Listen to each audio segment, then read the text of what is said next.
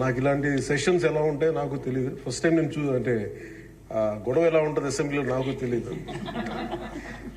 నాకు చాలా ఆశ్చర్యం కలిగింది ఏంటంటే నేను ఇట్లాంటి గొడవలు టీవీల్లో గతంలో తెలంగాణ నరసింహన్ గారు గవర్నర్గా ఉన్నప్పుడు ఉమ్మడి రాష్ట్రం అప్పుడు గొడవలు చూశాను, టీవీలో చూసామని. అట్లీస్ట్ దానికి ఒక కారణం ఉండిందో ఇంకో 100 విభేదించే పరిస్థితులు ఉన్నాయి. ఇక్కడ విభేదించడానికి ఏముందో నాకు తెలియలేదు. నేను అనుకుంటా ఉన్నాను అసలు ఇలా ప్రవర్తించవచ్చా, ఇలా చేయొచ్చా అంటే ఇది leaders should lead by example కదా. రాష్ట్రానికి ప్రథమ పౌరులైన గవర్నర్ గారు ఇలా ఈ స్థాయిలో ఉండి ఆయన మర్యాదపూర్వకంగా వచ్చి మన బడ్జెట్ మన రాష్ట్ర విధానాలని ఆయన ప్రవేశపెట్టి మాట్లాడుతూ ఉంటే గౌరవించే విధానం ఇదేనా అని అనిపించింది. సో నేను మనోహర్ గారితో మాట్లాడుతాను, మా సహచరులను మంత్రి మన సివిల్ సప్లైస్ మినిస్టర్ గారితో నా రూల్ బుక్ మేమిద్దరు మాట్లాడుకుంటే rules of procedure and conduct of business in Andhra Pradesh legislative assembly ఏంటి సార్ ఇలాగే మాట్లాడేస్తారంటే దాంట్లో చూపించాను. Chapter 5లో when the House assembles under Article 175, 176 of the Constitution, every member shall maintain the dignity and solemnity of the occasion before, during or after the Governor's address and shall not obstruct or interrupt the address in any manner. Maintenance of dignity and సాల్మిటీ at governors address అనేది చాలా స్పష్టంగా ఈ rule బుక్లో ఉంటే మనమే రూల్స్ని implement చేయాల్సిన వాళ్ళం. వారికి సంఖ్యాబలం ఉందా లేదా పక్కన పెడితే every member of this house has a responsibility to follow the rules. మనమే కనుక ఆ రూల్స్ని బ్రేక్ చేస్తే ఇంక మన ప్రజలకి కానీ చూసే వాళ్ళకి ఏం చెప్తాం. నాకు చాలా కాలం క్రితం నేను అప్పుడప్పుడు మనోహర్ గారిని అడుగుతూ ఉంటాను, సార్ అసెంబ్లీలో ఇక్కడ ఏమి గొడవలు జరిగినా ఎందుకు కేసులు పడవని, ఇక్కడ ఏమి మీకు కొట్టుకో, ఇది నేను నాకు చాలా కామన్ మ్యాన్ ఒక ఇష్యూ, ఒక ఇంక్విజిటివ్నెస్. అండ్ నాకు పార్లమెంట్లో గొడవ జరిగినప్పుడు ఏమి ఏంటి ఇబ్బంది పెట్టేస్తారు ఏంటంటే ఇక్కడ అవేమి ఉండవు, ఇక్కడ ఇట్స్ ఫ్రీ ఫర్ ఆల్ అన్నట్టుగా మాట్లాడితే then we have more responsibility. మన మీద రూల్స్ పెట్టలేదు అంటే ఏం కేసులు పెట్టమండి. ఇదే కనుక నిన్న వాళ్ళు చేసిన గొడవే కనుక గవర్నర్ గారి మీద ఆయన సుప్రీంకోర్టు జస్టిస్ గా ఉన్నప్పుడు ధైర్యం చేయగలరా, కళ్ళల్లో చూడగలరా?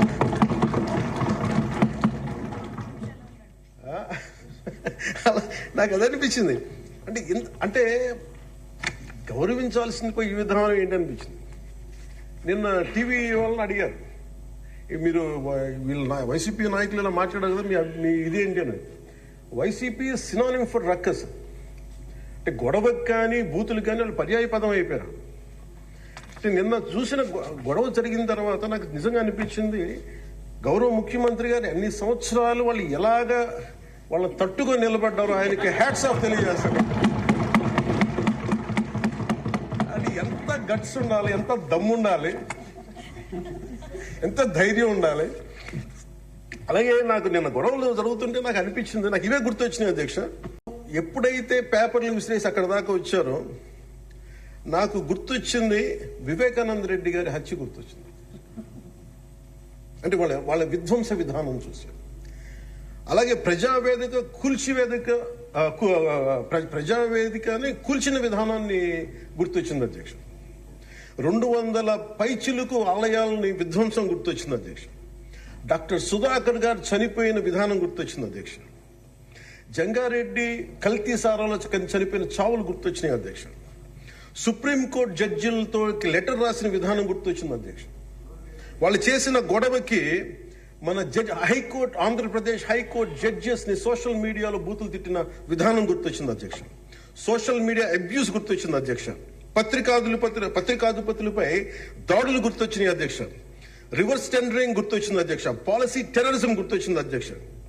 స్వయాన మీ మీద జరిగిన టార్చర్, దాడులు, ఇబ్బంది పెట్టిన విధానం గుర్తొచ్చింది అధ్యక్ష. మడడువుల విధ్వంసం గుర్తొచ్చింది అధ్యక్ష. చంద్రబాబు గారిని 53 రోజులు జైల్లో పెట్టి ఇబ్బంది పెట్టిన విధానం గుర్తొచ్చింది అధ్యక్ష. అమరావతి రైతుల్ని దారుణంగా రక్తాలు వచ్చేలా కొట్టి కేసులు పెట్టింది గుర్తొచ్చింది అధ్యక్ష. తిరుపతి కల్తీ లడ్డులు గుర్తొచ్చినాయి అధ్యక్ష. అబ్యూస్ ఆన్ విమెన్ గుర్తొచ్చింది అధ్యక్ష. మన కళ్ళ ముందు వీళ్ళు విధ్వంసం తెలియజేస్తా ఉన్నారు. వీళ్ళు ఈ స్థాయిలో ఇక్కడ ప్రవర్తిస్తే దానికి సంబంధించి బయట ఇట్లాంటి గొడవలు జరుగుతాయి అధ్యక్ష. ఇది మారాలి అని చెప్పి మనం మాట్లాడితే ప్రజలు మనకి ఈ రోజున ఇంత అత్యధిక బలంతో మనల్ని ఇక్కడ నుంచోబెట్టారు అధ్యక్ష, ఇక్కడ కూర్చోబెట్టారు మనందరినీ. దీనికి గౌరవ ముఖ్యమంత్రి గారు ప్రదేశాలు చెప్తా ఉంటారు.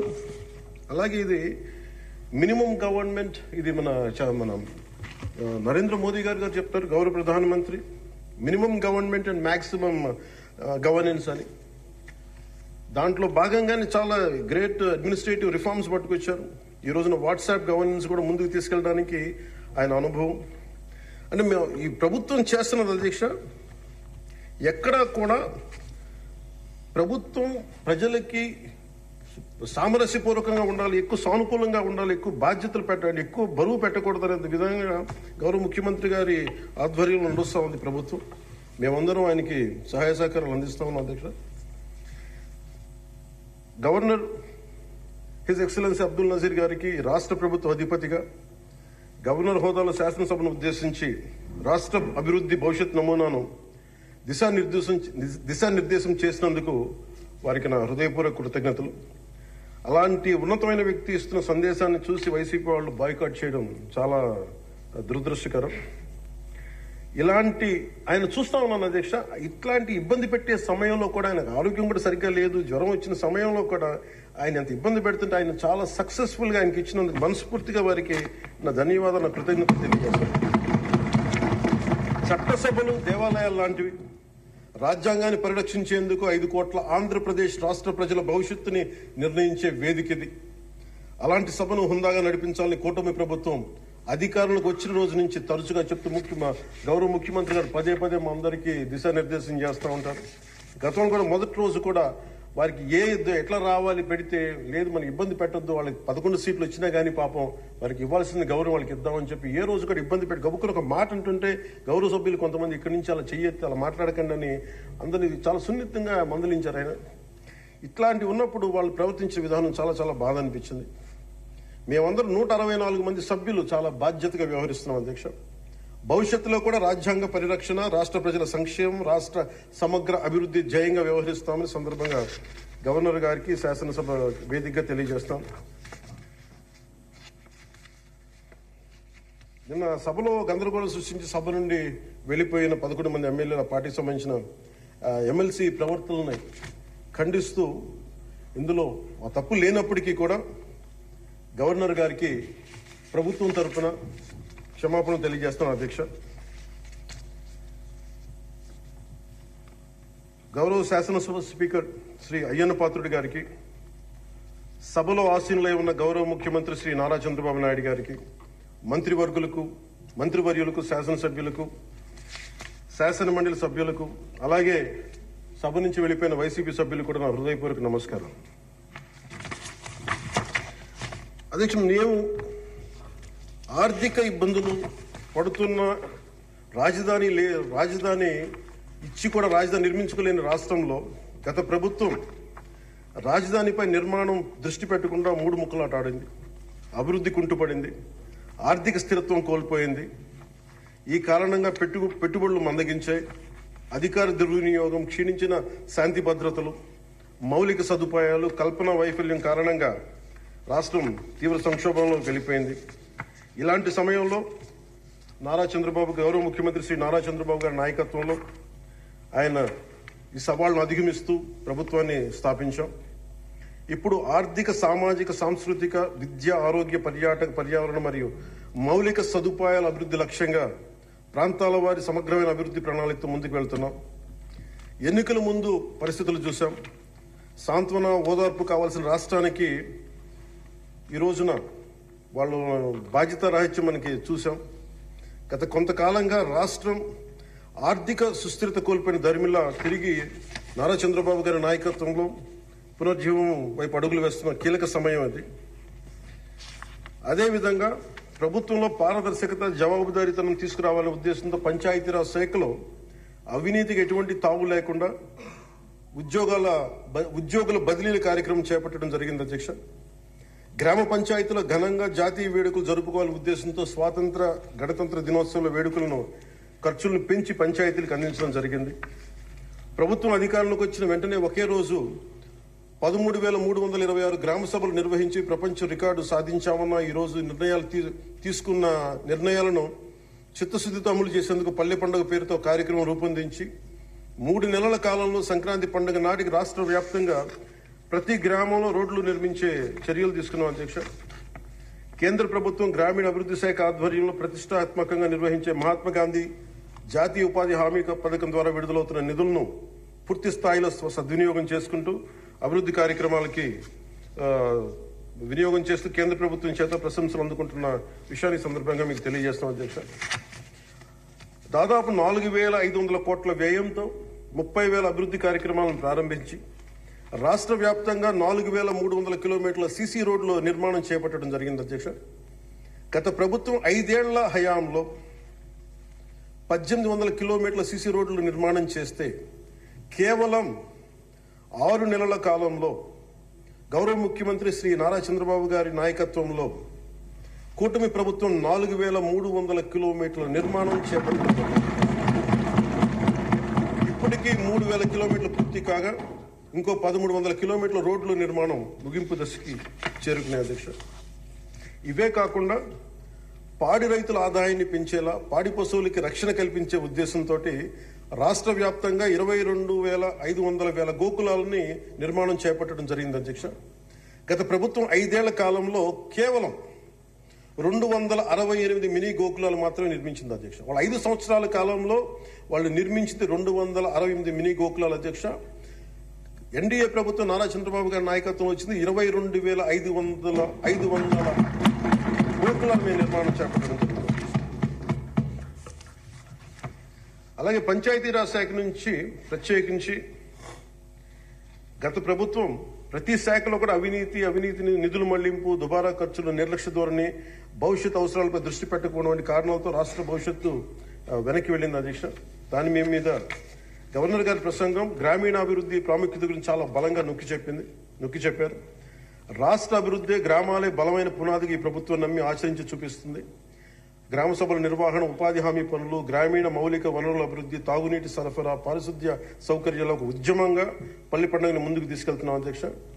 ఈ ప్రయత్నాల ద్వారా విజన్ 2047 అనుగుణంగా మన రాష్ట్రంలోనే దేశంలోనే నెంబర్ 1 లక్ష్యంగా నిలబెట్టాలని మనస్ఫూర్తిగా మేమందరం కృషి చేస్తున్నాం అధ్యక్ష. అదేవిధంగా రాష్ట్రంలో ప్రతి ఇంటికి స్వచ్ఛమైన తాగునీరు అందించేందుకు ప్రతి ఇంటికి పంప్ కనెక్షన్ నీటి కనెక్షన్ ఇవ్వాలనే ఉద్దేశంతో కేంద్ర జలశక్తి సహకారంతో ఆధ్వర్యంలో చేపట్టిన జల్ జీవన్ మిషన్ గత ప్రభుత్వం నిర్వీర్యం చేశారు.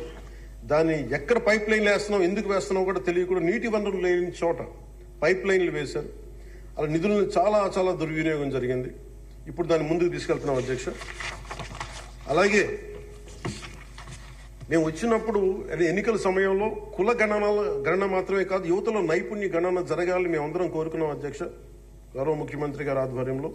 దాని ప్రకారమే విద్యాశాఖ మంత్రి హెచ్ఆర్డి మినిస్టర్ శ్రీ గౌరవ మంత్రివర్యులు శ్రీ నారా లోకేష్ గారి ఆధ్వర్యంలో ఈ రోజున ఇక్కడ మనకి మంగళ స్కిల్ డెవలప్మెంట్ సంబంధించిన సెన్సస్ జరుగుతూ ఉంది అధ్యక్ష. మనస్ఫూర్తిగా వారికి నా ధన్యవాదాలు కృతజ్ఞతలు తెలియజేస్తాను అధ్యక్ష.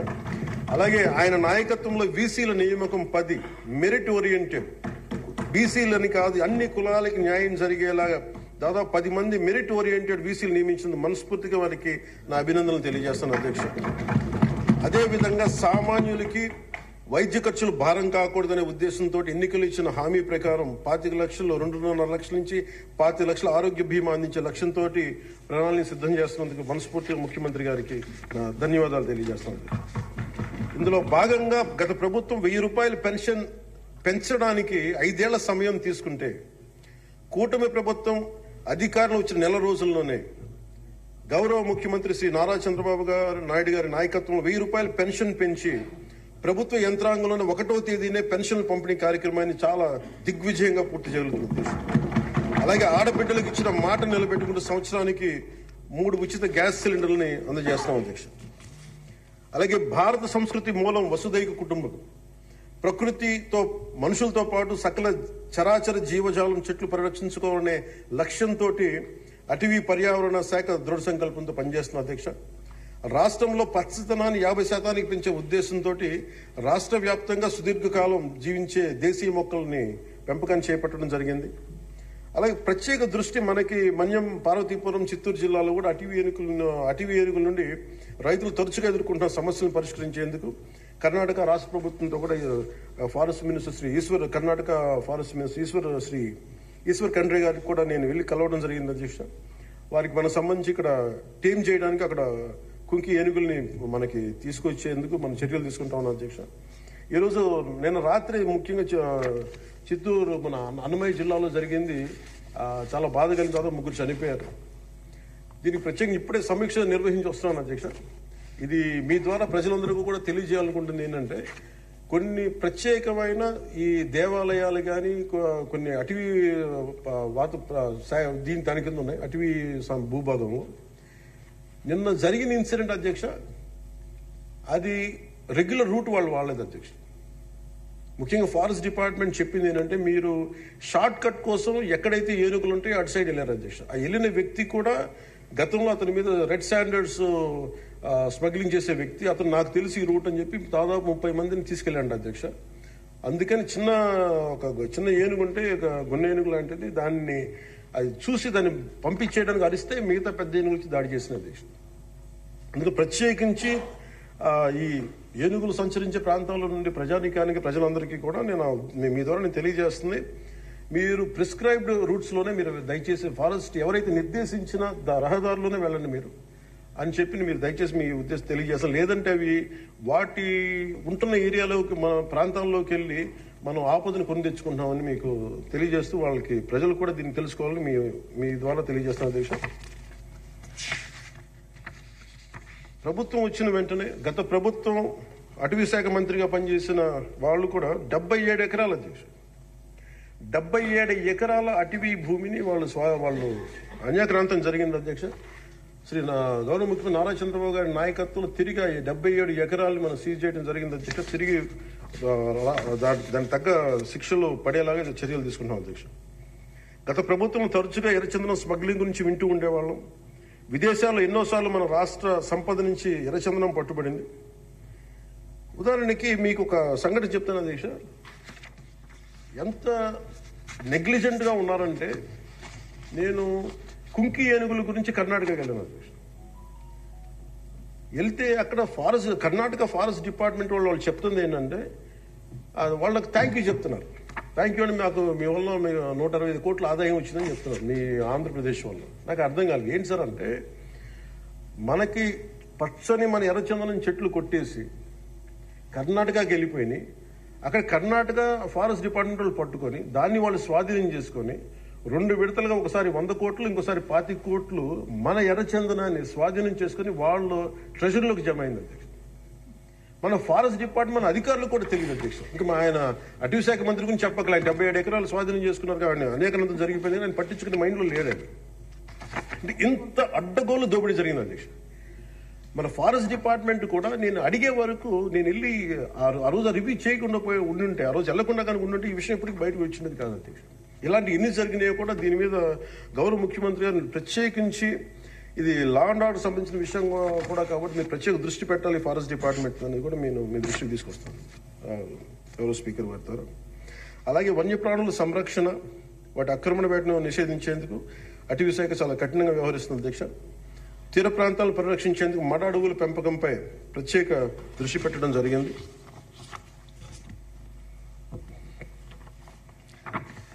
గౌరవ ముఖ్యమంత్రి గారికి దాదాపు ఒక 2 నెలల క్రితం వారి దృష్టికి వెళ్ళిన అధ్యక్ష. వారి దృష్టికి కొన్ని విషయాలు తీసుకొచ్చాను.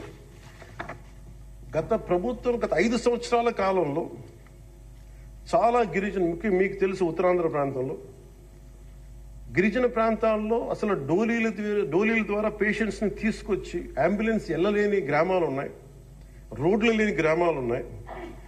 చాలా మంది మనకి న్యూస్ పేపర్లో మనకి న్యూస్ వచ్చేది, డోలీల ద్వారా తీసుకొచ్చి వాళ్ళు ఇబ్బంది పడే విధానం, దారిలోనే వాళ్ళకి డెలివరీ అయిపోయే పరిస్థితి, చాలా ప్రమాదకరమైన పరిస్థితులు ఉంటే గౌరవ ముఖ్యమంత్రి గారు అపాయింట్మెంట్ తీసుకుని ఒకసారి చెప్పాను, సార్ మన దగ్గర ఆర్థిక పరిస్థితి అన్ని తెలిసి కూడా నేను ఆయన ఒత్తిడి పెట్టడానికి వెళ్ళాను. సార్ మీరు ఇట్లా ఉంది పరిస్థితి అంటే ఆయన అడ్మినిస్ట్రేటివ్ శాంక్షన్ ఒక 35 కోట్లు ఆ రోజున పెద్ద మనసుతో ఇచ్చారు అధ్యక్ష. ఆ తర్వాత అలాగే మన కేంద్రంలో కొన్ని స్కీమ్స్ ఉన్నాయి, వాటన్నిటి ద్వారా తీసుకెళ్లి ముందు రోడ్లు వేస్తే అధ్యక్ష ఈ రోజున ఇది మీ దృష్టికి తీసుకొస్తున్నాం ప్రజలందరికీ మీ ద్వారా. రహదారి నిర్మాణంతో ఏడు దశాబ్దాల కాలంలో సార్ తొలిసారిగా అంబులెన్స్ కూత విన్న గిరిజన గ్రామం పొలంగూడ అధ్యక్ష. సకాలంలో అంబులెన్స్ రావడంతో నిమిషాల్లో ఆసుపత్రికి చేరుకొని ఆరోగ్యమైన మగబిడ్డకి జన్మనిచ్చేసి ఒక గిరిజన మహిళ. గత ప్రభుత్వ హయాంలో గ్రామీణ అభివృద్ధి కోసం కేటాయించిన నిధులను దారి మళ్లించడం కారణంగా ప్రజల అభివృద్ధికి నోచుకోలేకపోయారు అధ్యక్ష. కానీ గత ప్రభుత్వ తప్పిదాలను సరిచేస్తూ అధికారులకు వచ్చిన రోజు నుండి గ్రామీణ అభివృద్ధి లక్ష్యంగా వికసిత్ భారతంలో ఏ ఒక్క గ్రామం కూడా అభివృద్ధికి స్వర్ణాంధ్ర ఉండే ఏ గ్రామం కూడా అభివృద్ధికి దూరం కాకూడదు అన్న సంకల్పంతో గౌరవ ముఖ్యమంత్రి శ్రీ నారా చంద్రబాబు నాయుడు గారి నేతృత్వంలో రాష్ట్ర ప్రభుత్వం కృత నిశ్చయంతో పనిచేస్తున్న అధ్యక్ష. గిరిజన గ్రామాలు, కొండ ప్రాంతాల్లో డోలి మోతలు ఈ ముగింపు పలికే దిశగా ఆంధ్రప్రదేశ్ ప్రభుత్వం పంచాయతీరాజ్ గ్రామీణాభివృద్ధి శాఖ ఆధ్వర్యంలో చేపట్టిన మౌలిక సదుపాయాల కల్పనలో భాగంగా శ్రీకాకుళం జిల్లా కొత్తూరు మండలం గుట్టుపల్లి నుండి పొలంగూడ వరకు నూతన బీటీ రోడ్డు నిర్మాణం కొరకు మహాత్మా గాంధీ జాతీయ ఉపాధి హామీ పథకం కింద 21-22 ఆర్థిక సంవత్సరంలో మంజూరు చేయడం జరిగింది అధ్యక్ష. దీనిని సీతంపేట గిరిజన సంక్షేమ ఇంజనీరింగ్ డిపార్ట్మెంట్ ఏజెన్సీ పని పూర్తి చేయాల్సి ఉంది. నూతన ప్రభుత్వం ఏర్పడిన తర్వాత అధికార యంత్రాంగంతో సమీక్షలు నిర్వహించి ఏ రోడ్లు అయితే చేయలేదో కొన్ని రోడ్లని ప్రత్యేకించి ఒక రోడ్డుని ఎన్నుకొని ఈ రోడ్డు నిర్మాణం పూర్తి చేసేందుకు కావాల్సిన చర్యలు తీసుకోవడం జరిగింది అధ్యక్ష. 2024 డిసెంబర్ నెలలో 2.5 కిలోమీటర్ల బీటీ రోడ్డు నిర్మాణం మొదలుపెట్టి 2025 జనవరి నెలాఖరు నాటికి ఈ నిర్మాణం పూర్తి చేయడం జరిగింది అధ్యక్ష. ఇది వేర్వేరు మండలాలు, జిల్లాలు కలిపేందుకు ఈ మార్గం ఉపయోగపడటం వల్ల పొలంగూడ నుండి సీతంపేటకు వచ్చేందుకు దాదాపు 25 కిలోమీటర్ల ప్రయాణ దూరం తగ్గింది అధ్యక్ష. రోడ్డు నిర్మాణం కారణంగా 23 ఫిబ్రవరి 2 రోజుల క్రితం 25 నాడు తొలిసారిగా ఇందాక మీకు చెప్పినట్టుగానే అంబులెన్స్ కూతురు గ్రామ ప్రజలు విన్నారు అధ్యక్ష. పురిటి నొప్పులతో బిడ్డకు జన్మనిచ్చేందుకు ఇబ్బంది పెడుతున్న శ్రీమతి సవర సబియాక అనే గిరిజన సోదరి గిరిజన సోదరి మహిళ ఈ నూతన రహదారి మీదుగా నిమిషాల వ్యవధిలో హిరమండలంలోని ప్రాథమిక ఆరోగ్య కేంద్రానికి తీసుకురావడం జరిగింది అధ్యక్ష. చాలా మగబిడ్డకి జన్మనిచ్చారు. ఈ రహదారి ఏర్పాటు ద్వారా 6 గిరిజన గ్రామాలకు సంబంధించిన 1260 మంది డోలీ మోతల కష్టాలని నారా చంద్రబాబు నాయుడు గారి నాయకత్వంలో ఈ రాష్ట్ర ప్రభుత్వం తీర్చింది అధ్యక్ష. ప్రత్యేకించి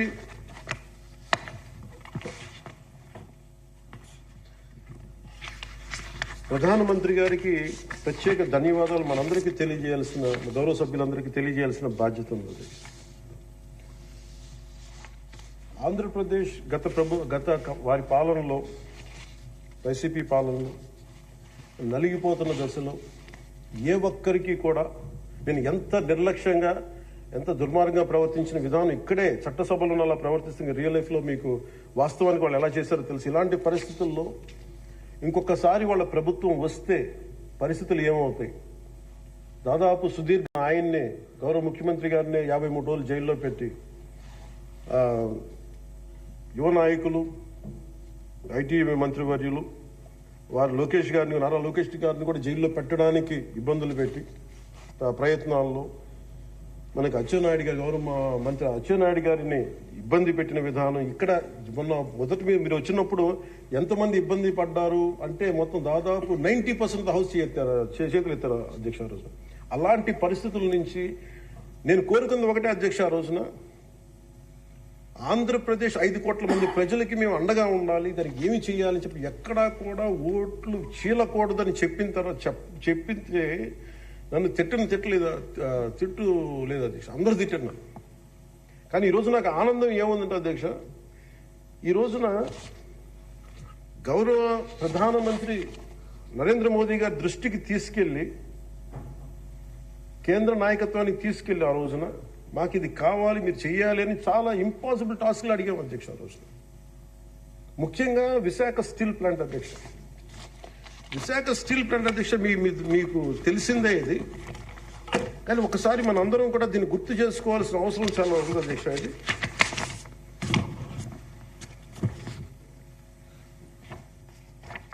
19 1966 అక్టోబర్లో విశాఖ ఉక్కు ఆంధ్రుల హక్కు అనే నినాదంతో రాష్ట్ర వ్యాప్తంగా ఉద్యమం మొదలైంది. దాదాపు ఉద్యమంలోకి యువత విద్యార్థులు పూర్తి స్థాయిలో వచ్చారు. 1966 నవంబర్ 1వ తేదీన రాష్ట్ర వ్యాప్తంగా నిరసనలు చేపట్టారు.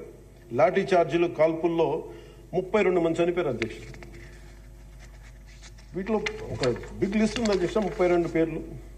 ఉదాహరణ కొన్ని పేర్లు చూస్తున్న అధ్యక్ష: టి సన్యాసిరావు, అంజూరి అప్పారావు, తంగిళ్ల సత్యం, పోలినేని ఏసయ్య, మస్తాన్, హబీబుల్లా రెహమాన్, బాలమురళీకృష్ణ, సాంబశివరావు, పరాంకుశ్ దాస్. తెలంగాణ జగిత్యాల నుంచి సాయిరెడ్డి, కాకినాడ నుంచి బాబురావు గారు కానీ, ఇలా పీలేరు, ఆదిలాబాద్, వరంగల్, పలాస, ఉమ్మడి రాష్ట్రం నుంచి ఇంతమంది చనిపోయారు అధ్యక్ష. ఇది ఒక ఇంపాసిబుల్ టాస్క్ అధ్యక్ష. దీనిని ప్రైవేటీకరణ జరిగిపోతుంది అని అంటే ఎంత బలమైన ఇబ్బందులు పెట్టారంటే అధ్యక్ష. ఆ రోజున వీళ్ళు ఈ రోజున కూర్చోబెట్టి వీళ్ళు చాలా ఎక్కువ మాట్లాడుతూ ఉన్నారు. వీళ్ళు ఆ రోజున 21 జనవరి 27న విశాఖ ఉక్కు పరిశ్రమలో పెట్టుబడుల ఉపసంహరణ డిజిన్వెస్ట్మెంట్ కేంద్రం ప్రకటన చేశారు అధ్యక్ష. ఆ రోజున వీళ్ళు మద్దతు పలికారు అధ్యక్ష. వైసీపీ నాయకులు మద్దతు పలకటమే కాకుండా వాళ్ళు కూర్చొని మమ్మల్ని అందరినీ ఇరకాటంలో పెట్టాలని.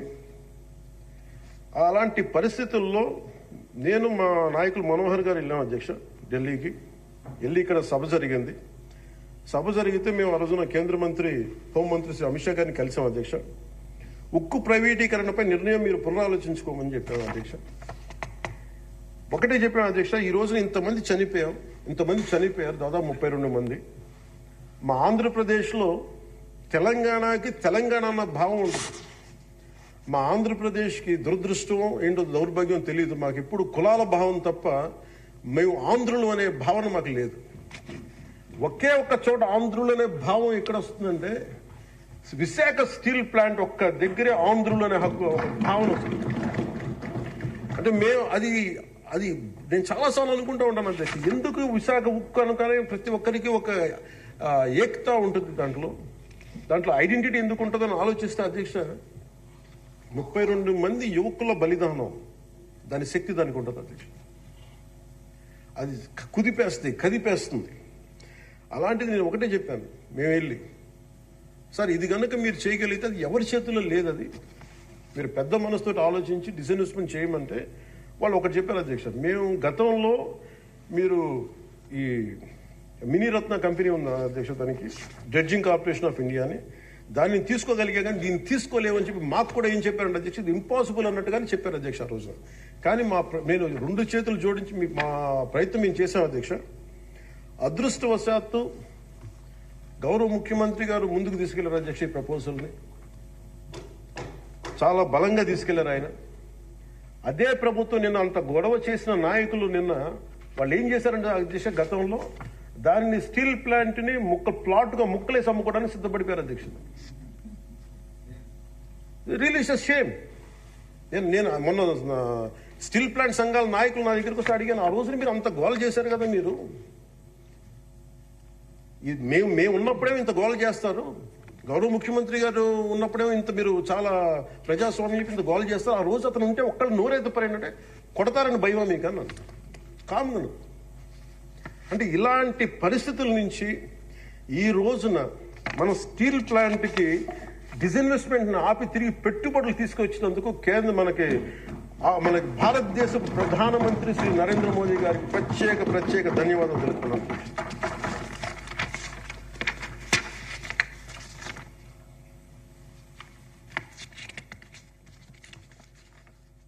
ఆ రోజు విశాఖ స్టీల్ ప్లాంట్ పరిరక్షణకి అఖిల పక్షం ఏర్పాటు చేయాలని మేము అడిగితే అధ్యక్ష, వాళ్ళకి గత ప్రభుత్వ నాయకుల్ని రాష్ట్ర ప్రభుత్వం స్టాండ్ ఏమిటో చెప్పాలంటారు.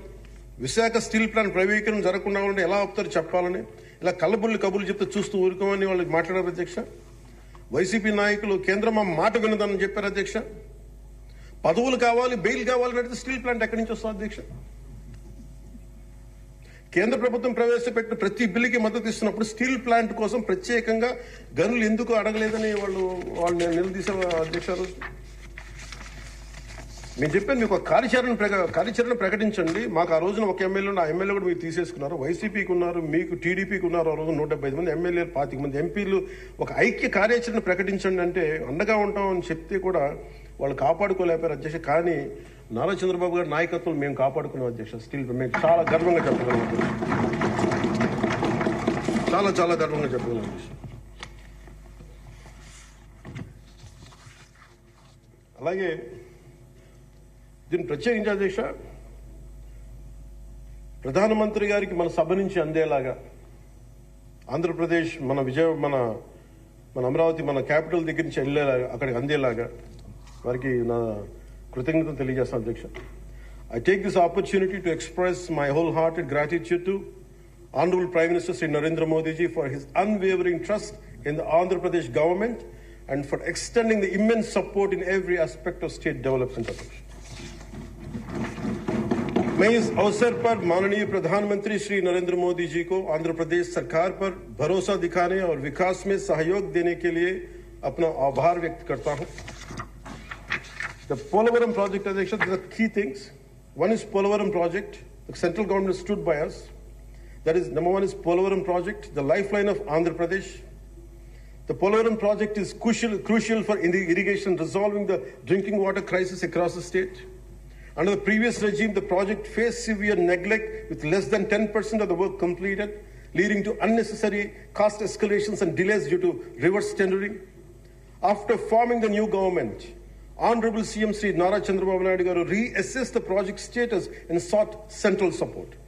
The central government, under the leadership of Sri Narendra Modi ji, responded immediately, approving 12,157 crore for 24-25 and 5,936 crore for 25-26, ensuring rapid progress towards completion. The second one is Jal Jeevan Mission, Adhyaksha, safe drinking water for every household. The mission aims to provide 55 liters of safe drinking water per person daily through tap connections across 95.44 lakh households in Andhra Pradesh. The previous government failed to achieve even 1% progress in 5 years. The central government has sanctioned 27,000 crore for phase 1, boosting implementation efforts. The Andhra Pradesh government also has requested 54,000 crore for phase 2 and successfully advocated for an extension of the mission till 2028. And we acknowledge and we thank Honorable Prime Minister Sri Narendra Modi. Another major development projects worth 2.8 lakh crores. On June 7th, from Visakhapatnam, Honorable PM Sri Narendra Modi ji inaugurated and announced 2,08,548 crore worth of development projects, including a Visakha railway zone, for strengthening and connectivity and boosting regional transportation, green hydrogen hub and bulk drug park, positioning Andhra Pradesh as an industrial core leader, Chris City in Krishnapatnam industrial area, Tirupati district, enhancing economic opportunities, various national highway and railway projects improving infrastructure and connectivity, Urvakal industrial corridor driving employment generation in Rayalaseema region and reducing migration.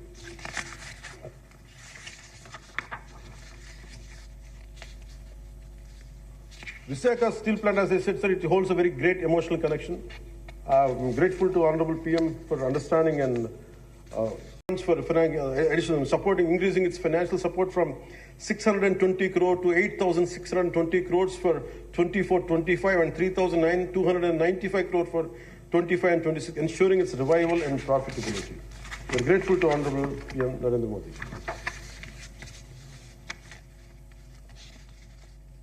The central government has actively promoted regional heritage through Man Ki Baat and pilgrimage rejuvenation and spiritual heritage augmentation drive initiative, which is called, in short, the acronym is PRASAD initiatives.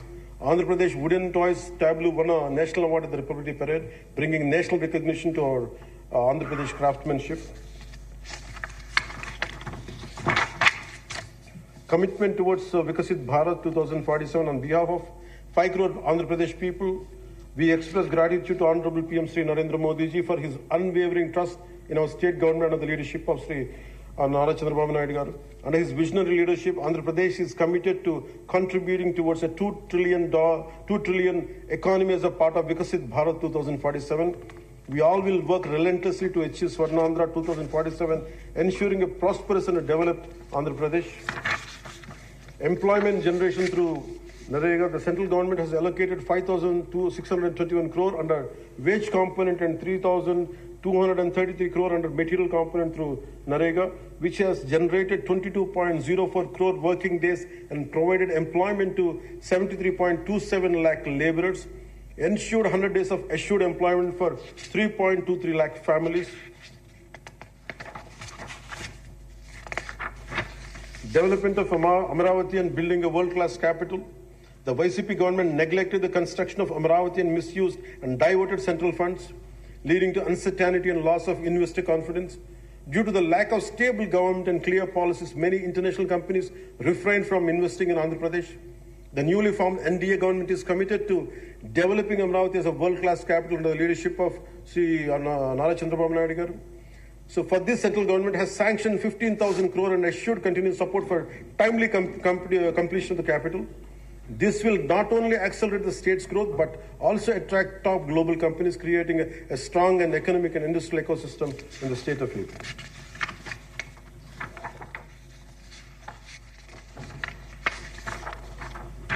So once again, my sincere thanks to Honorable PM Sri Narendra Modi ji and all esteemed central ministers for their support in transforming Andhra Pradesh into a growth powerhouse.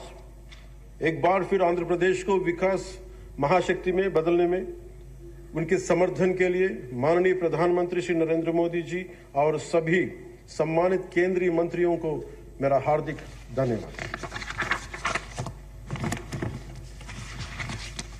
ఈ మాటలు మీకు చెప్పి సెలవు తీసుకున్న అధ్యక్ష, ముఖ్యమంత్రి శ్రీ చంద్రబాబు నాయుడు గారి సలహాలు సూచనలతో మేమందరం ముందుకెళ్తున్నాం అధ్యక్ష. అదేవిధంగా ఎన్ని ఆర్థిక ఇబ్బందులు ఉన్నప్పటికీ ఎన్నికల్లో ఇచ్చిన హామీలని చిత్తశుద్ధిగా చేసేలాగా నిరూపించుకుని మనకు పూర్తి చేసేలాగా ఒక్కొక్క అడుగు వేస్తూ రాష్ట్ర ప్రభుత్వం పనిచేస్తూ ఉంది. ఈ అయితే 5 ఏళ్ల కాలం పాటు అభివృద్ధికి దూరమైన రాష్ట్రాన్ని ఎలాగైనా సరే గాడిలో పెట్టాలి, యువతకు ఉపాధి అవకాశాలు కల్పించాలి, ప్రజలకి కనీసం మౌలిక సదుపాయాలు కల్పించాలి, రైతు కన్నీరు పెట్టిన రాష్ట్రంగా ఆంధ్రప్రదేశ్ను తీర్చిదిద్దాలి, రాష్ట్రంలో శాంతి భద్రతలు పరిరక్షించాలి, 2047 నాటికి స్వర్ణాంధ్రప్రదేశ్ సాధించి వికసిత్ భారత్ లో $2 ట్రిలియన్ ఎకానమీగా అవతరించి కీలక పాత్ర పోషించాలని ఆకాంక్షిస్తూ ఈ రాష్ట్రం అడుగులు వేస్తున్న అధ్యక్ష.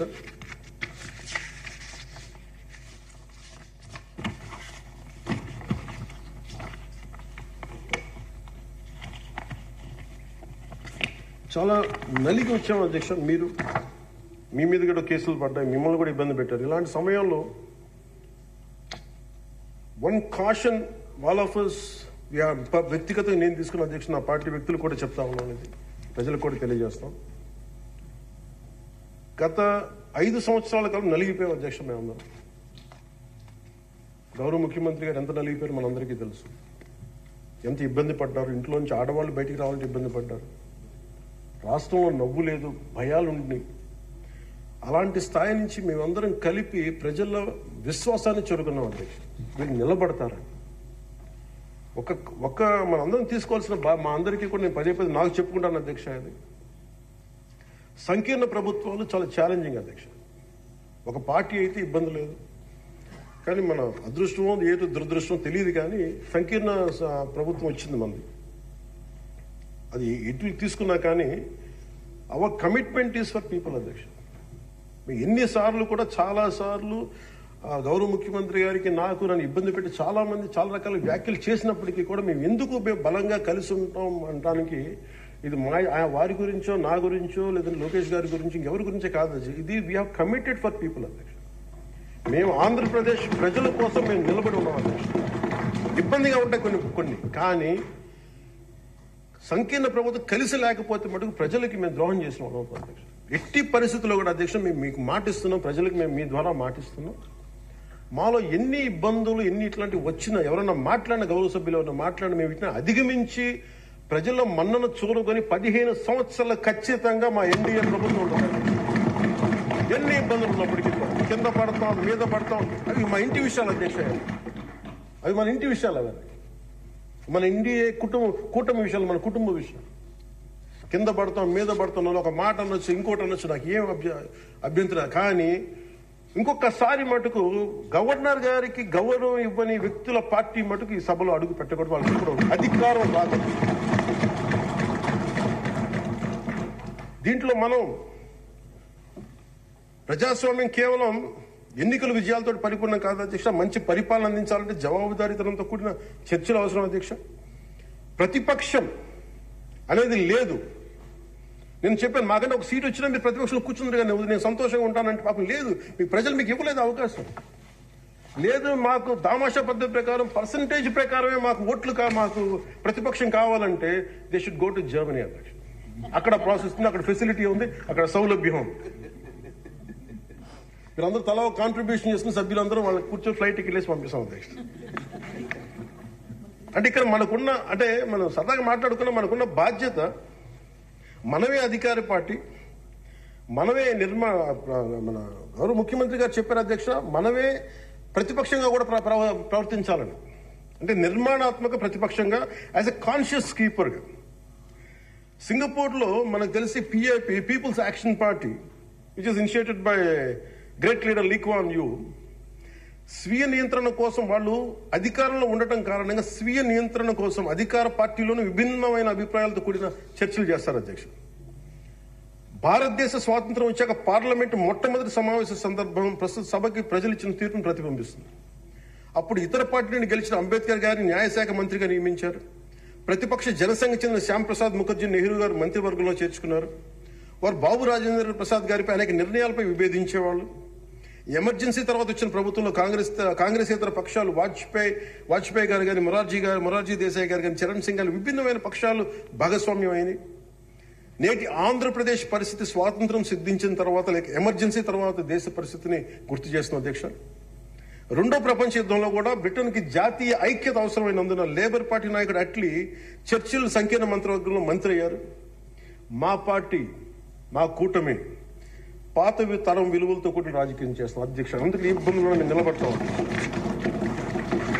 ఈ దేశ ఇలాంటి విపత్కర పరిస్థితుల్లో నేషనల్ రీకన్సిలియేషన్ క్యాబినెట్ అని అన్ని పక్షాలతో క్యాబినెట్ ఫామ్ చేస్తారు అధ్యక్ష. ఇప్పుడు మన రాష్ట్రంలో ఉన్నది స్టేట్ రీకన్సిలియేషన్ క్యాబినెట్ అని చెప్పొచ్చు అధ్యక్ష. ప్రతిపక్షంగా ఉండాల్సిన వాళ్ళు ముఖం చాటేస్తున్న ఈ సందర్భంలో అధికార పక్షం, ప్రతిపక్షం కూడా మేమే అధ్యక్ష. ఇది ఒక్కోసారి మాలో మేము, ఉదాహరణకి టీటీడీలో ఒక తప్పు జరిగింది అధ్యక్ష, చిన్న పాలనా ఇష్యూ, అది కొన్ని ప్రాణాలు కోల్పోయాయి. ఆ రోజు నేను వాళ్ళందరికీ వెళ్ళి క్షమాపణ చెప్పాను అధ్యక్ష. దేనికంటే ఇది నాకు సంబంధం లేదు అని అనుకోవడం కాదు. మా సభ్యులు ఉన్నారు అక్కడ మన తిరుపతి.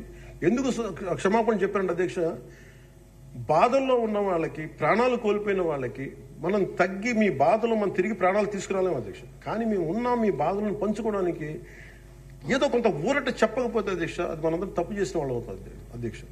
మనం ఆ రోజున తప్పు చెప్పకుండా ఉంటే, ఆ రోజు మనకి సారీ చెప్పకుండా కనుక ఉండుంటే అధ్యక్ష, వాళ్ళని బలం చేసిన వాళ్ళు అవుతాం, వాళ్ళ బలం పెంచిన వాళ్ళు అవుతాం అధ్యక్ష.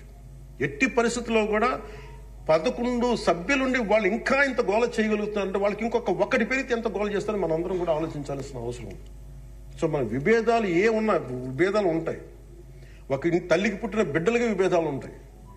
మనందరం రకరకాల పార్టీల నుంచి వచ్చాం, రకరకాల పరిస్థితులు. కానీ మనందరం కమిట్మెంట్ ఫర్ ఎ వికసిత ఆంధ్రప్రదేశ్, స్వర్ణ ఆంధ్రప్రదేశ్. గౌరవ ముఖ్యమంత్రి గారు ఎందుకు నాకు అంత గౌరవం అంటే, ఒక పార్టీ నడపడం ఎంత కష్టం నాకు తెలుసు అధ్యక్ష. 4 దశాబ్దాలు నేను ఒకవైపు ఆయన చంపి ఆయన ఇబ్బంది పెడతా ఉంటాను. సార్ నాకు ఇది కావాలి, మాకు డబ్బులు ఇవ్వండి. డబ్బులు నా కోసం కాదు, నేను అడిగేది ఏం అడుగుతాను, రోడ్లు కావాలని అడుగుతాం. లేదంటే గౌరవ సభ్యులందరూ నాకు రోజు మా పంచాయతీలో రోడ్లు లేవు, ఈ ఇబ్బందులు ఉన్నాయంటే ఫైనల్గా మళ్ళీ నేను వెళ్ళి ముఖ్యమంత్రి గారే చేయి చేస్తాను. ఆయనేమో పయ్యావుల కేశవ్ గారి వైపు చూస్తారు. ఉదాహరణకు మీకు ప్రతిసారి ఇబ్బంది ఉంటుంది అధ్యక్ష. కానీ వీటన్ని అధిగమించాలంటే we have to show hour collective commitment and leadership to the state of Andhra Pradesh and to it's people.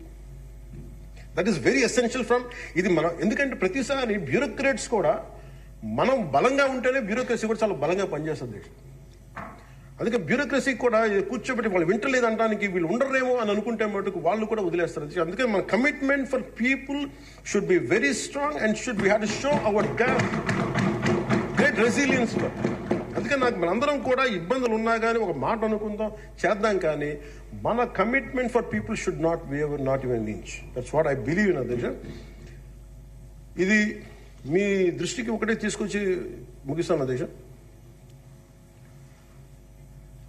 కంఠంలో ప్రాణం ఉన్నంత వరకు we will work for the state development, state prosperity, for people of Andhra, and we die for the nation.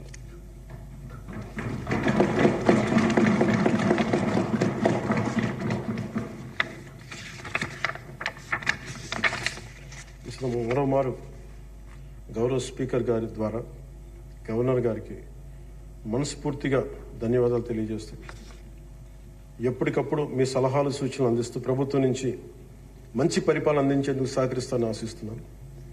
ముగింపు వాక్యాలుగా ప్రధాని శ్రీ నరేంద్ర మోదీ గారి మాటల్ని గుర్తు చేసుకుంటున్నాం. Good governance with good intentions is a hall mark of a government. Implementation with integrity is our core passion. And ఈ మాటలు చెప్పి ముగిస్తాను అధ్యక్ష.